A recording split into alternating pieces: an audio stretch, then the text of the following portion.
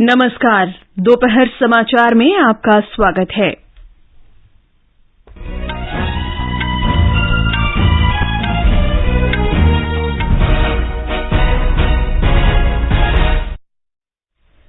प्रधानमंत्री नरेंद्र मोदी ने छत्तीसगढ़ में करीब 7,600 करोड़ रुपए की विभिन्न परियोजनाओं का शिलान्यास किया। आयुष्मान भारत योजना के अंतर्गत 75 लाख कार्ड वितरित किए। गुजरात उच्च न्यायालय ने कांग्रेस नेता राहुल गांधी की मानहानि मामले में याचिका खारिज की। उनके खिलाफ 10 अतिरिक्त आपराधिक मानहानि की शिकायतों को भी स्वीकार किया। विदेश मंत्री डॉक्टर एस जयशंकर आज दार एस सलाम में तंजानिया के विदेश मंत्री के साथ दोनों देशों के संयुक्त आयोग की बैठक की सह अध्यक्षता करेंगे। पहलगाम और गांदरबल जिले में बारिश के कारण अमरनाथ यात्रा अस्थायी रूप से स्थगित। और कनाडा ओपन बैडमिंटन के महिला सिंगल्स क्वार्टर फाइनल में आज रात पीवी सिंधु का मुकाबला चीन की गाओ फांगजी से।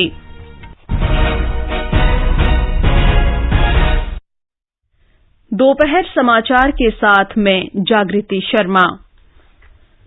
प्रधानमंत्री नरेंद्र मोदी ने आज छत्तीसगढ़ के रायपुर में करीब 7,600 करोड़ रुपए की 10 परियोजनाओं का शिलान्यास और लोकार्पण किया।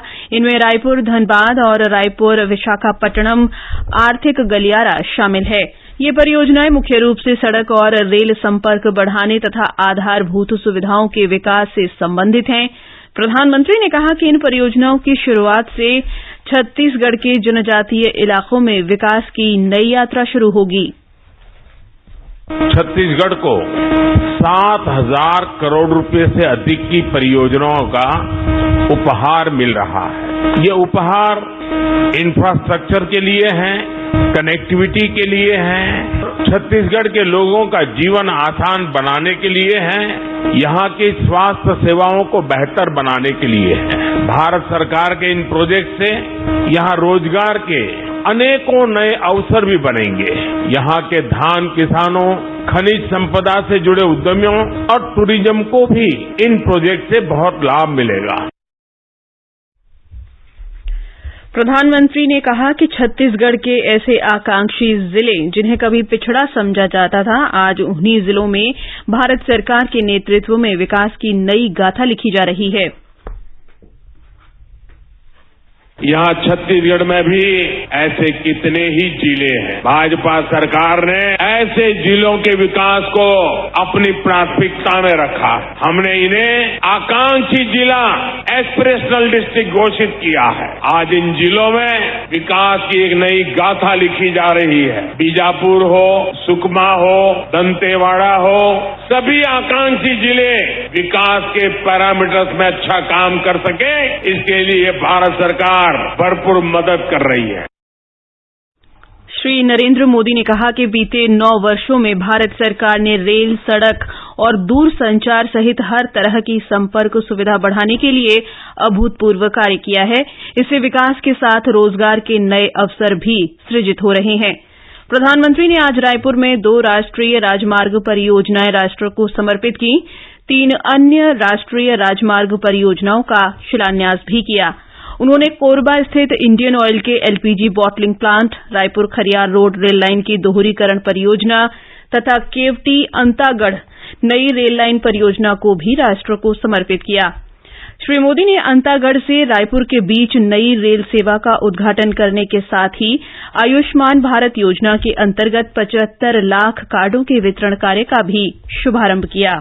यहाँ 75 लाख लाभार्थियों को आयुष्मान कार्ड दिए जाने की शुरुआत हुई है। यानी मेरे इन गरीब और आदिवासी भाई बहनों को हर साल 5 लाख रुपए तक के मुफ्त इलाज की गारंटी मिली है। छत्तीसगढ़ के 1,500 से ज्यादा बड़े अस्पतालों में वो अपना इलाज करा सकते हैं। मुझे संतोष है कि गरीब, आदिवासी, पिछड़े, दलित परिवारों का जीवन बचाने में आयुष्मान योजना इतना काम आ रही है। श्री नरेंद्र मोदी आज उत्तर प्रदेश में वाराणसी और गोरखपुर का दौरा करेंगे और कई परियोजनाओं का उद्घाटन और शिलान्यास करेंगे।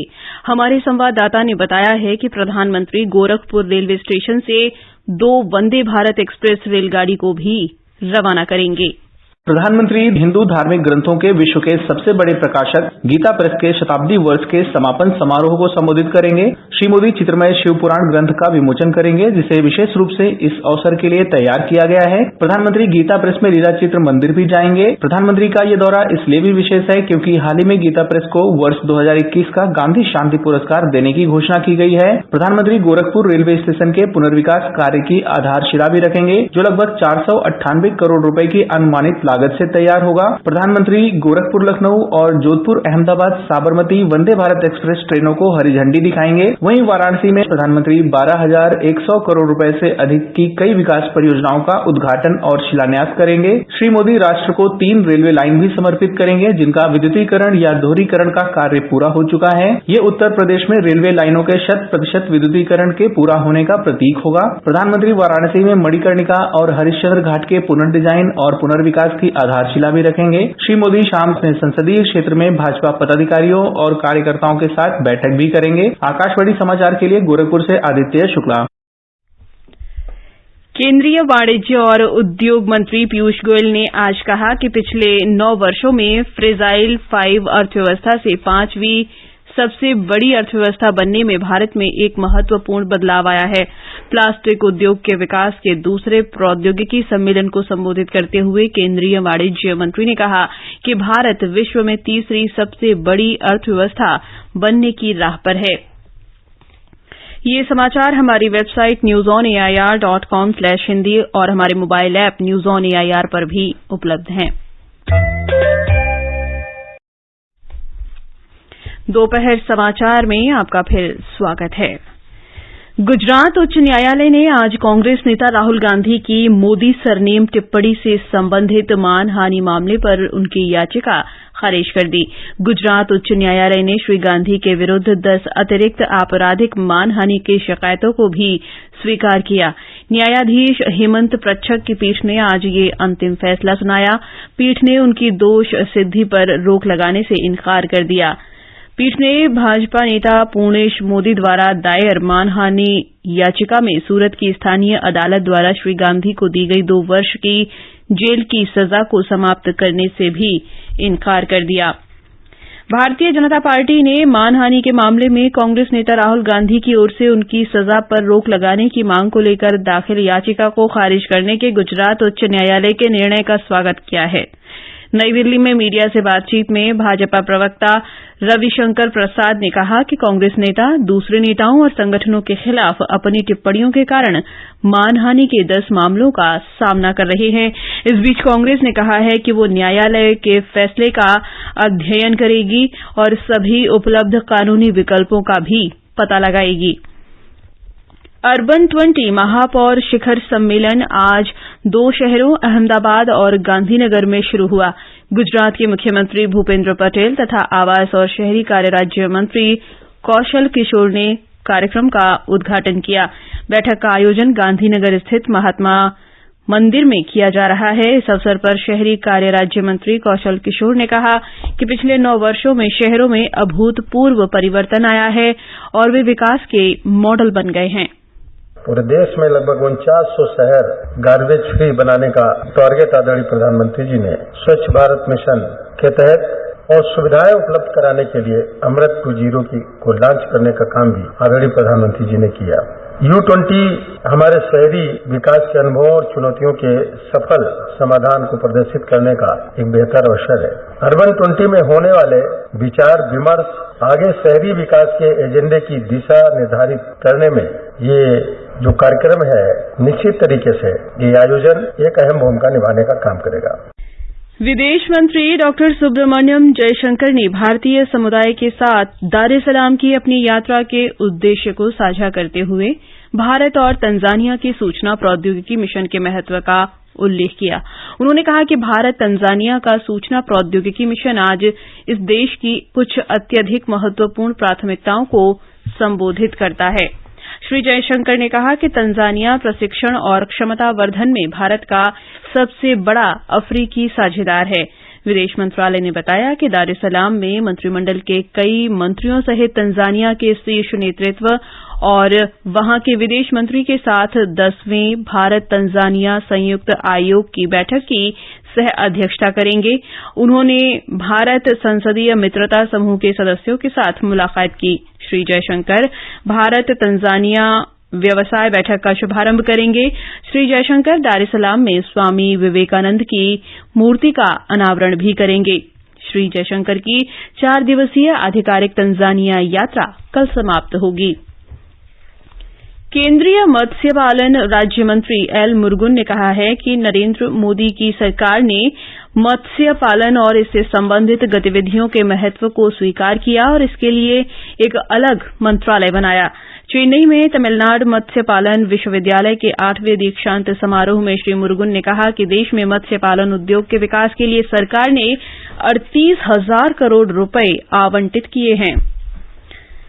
प्रधानमंत्री नरेंद्र मोदी कल काजीपेट में रेलवे विनिर्माण इकाई के लिए आधारशिला रखेंगे। प्रधानमंत्री 4 राज्यों की यात्रा के हिस्से के रूप में कल वारंगल में कई मूलभूत परियोजनाओं का शिलान्यास करेंगे। ये समाचार आकाशवाणी से प्रसारित किए जा रहे हैं।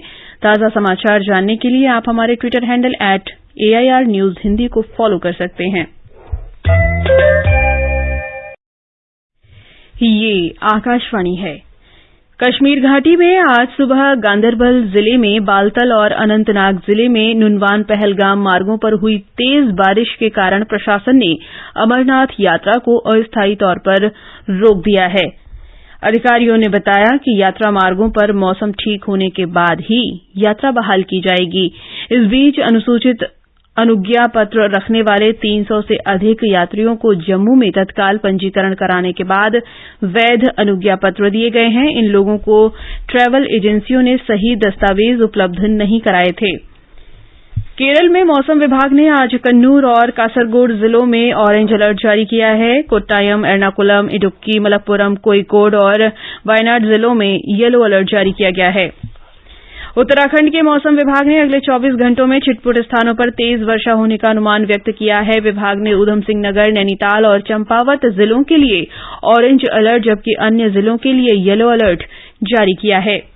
त्रिपुरा विधानसभा का 4 दिवसीय बजट सत्र आज राजधानी अगरतला में शुरू हुआ। वरिष्ठ भाजपा नेता और मुख्यमंत्री डॉ माणिक साहा के नेतृत्व में इस वर्ष मार्च में दूसरी बार भाजपा के सत्ता में आने के बाद ये पहला बजट सत्र है। आज विश्व स्वाहिली भाषा दिवस है। उप सहारा अफ्रीका की ये भाषा विश्व की 10 सर्वाधिक बोली जाने वाली भाषाओं में से एक है। तंजानिया, केन्या, मोजाम्बिक, युगांडा और अफ्रीका के पूर्वी तट पर 20 करोड़ से अधिक लोग ये भाषा बोलते हैं। आकाशवाणी समाचार के साथ एक विशेष साक्षात्कार में तंजानिया की उच्चायुक्त अनीसा कापुफी मबेगा ने लोक प्रसारक के रूप में भारत की भूमिका को सराहा है। कनाडा ओपन बैडमिंटन टूर्नामेंट के महिला सिंगल्स में आज पीवी सिंधु का सामना चीन की गाओ फांगजी से होगा। कल रात दूसरे दौर में सिंधु को वॉकओवर मिला था और वे क्वार्टर फाइनल में पहुंच गई थीं। पुरुष सिंगल्स में लक्ष्य सेन क्वार्टर फाइनल में पहुंच गए हैं। उन्होंने दूसरे दौर के मुकाबले में आज ब्राजील के यगोर कोयलो को पराजित किया। वहीं पुरुष डबल्स के मैच में वीजी पंजाला और केपी गरारा को इंडोनेशिया के हेंड्रा सेतियावान और मोहम्मद एहसान से हार का सामना करना पड़ा। अंत में मुख्य समाचार एक बार फिर। प्रधानमंत्री नरेंद्र मोदी ने छत्तीसगढ़ में करीब 7,600 करोड़ रुपए की विभिन्न परियोजनाओं का शिलान्यास किया। आयुष्मान भारत योजना के अंतर्गत 75 लाख कार्ड वितरित किए।